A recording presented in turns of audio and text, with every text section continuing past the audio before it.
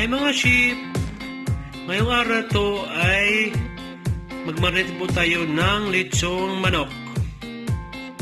Ito po ang ingredients: garlic, brown sugar, lemongrass, lemon, ginger, salt, black pepper, isa mix, soy sauce, oyster sauce, bitsin or Ajinomoto, at Sprite. So, ang gawin po natin mga sheep ay paghaluin po natin yung mga ingredients dito sa bowl na to at i-marinate natin isang gabi. So, ilagay natin una yung Sprite.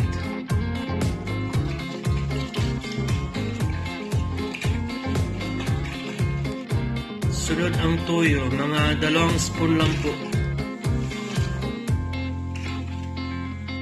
Sunod, ginger. Sunod, garlic.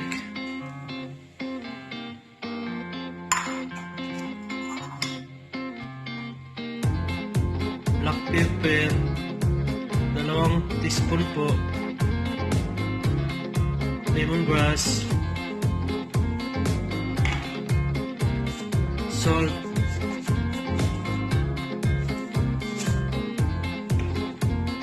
Brown sugar. Oyster sauce, mga 1.5 spoon lang po. Lemon.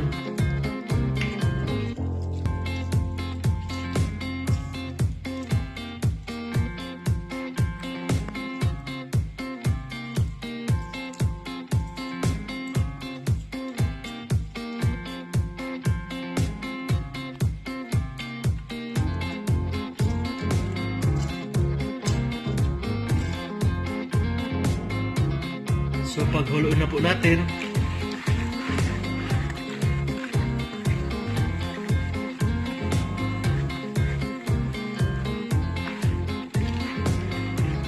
tunawin po lahat yung ingredients.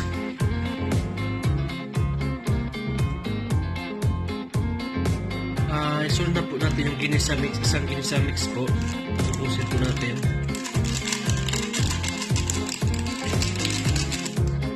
Yan, tunawin lang po ng husto na yung mga ingredients po niya ay maging malapot po siya sa yung toyo at saka yung Sprite.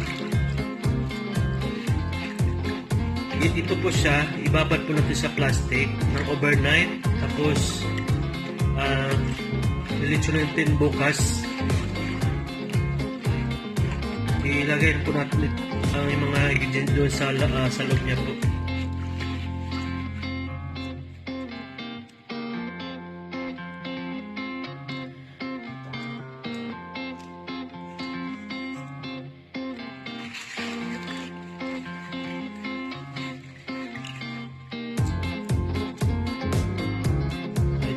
Sheep, tapos naman natin, so ilalagay natin po sa plastic para ma-absorb po talaga yung lasa niya.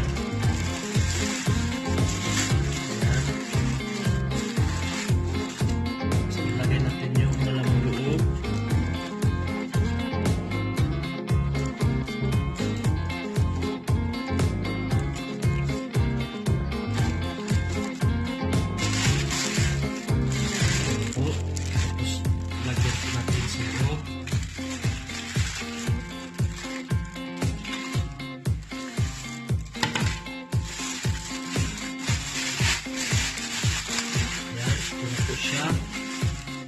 Talay natin, ilagay po natin sa refrigerator.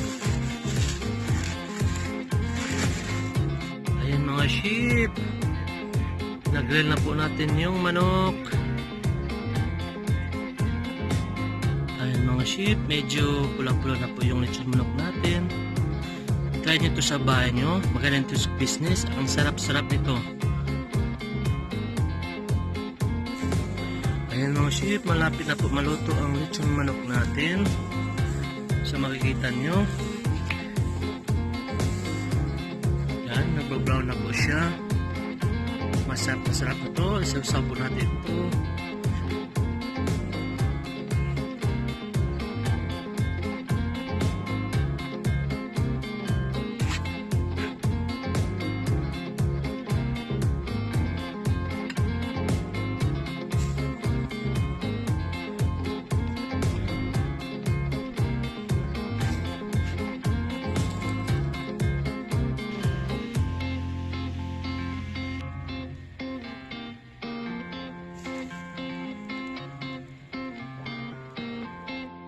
Ayan mga sheep, ito na po ang finish lechon manok natin. Makita nyo, ang sarap-sarap, ang lutong-lutong.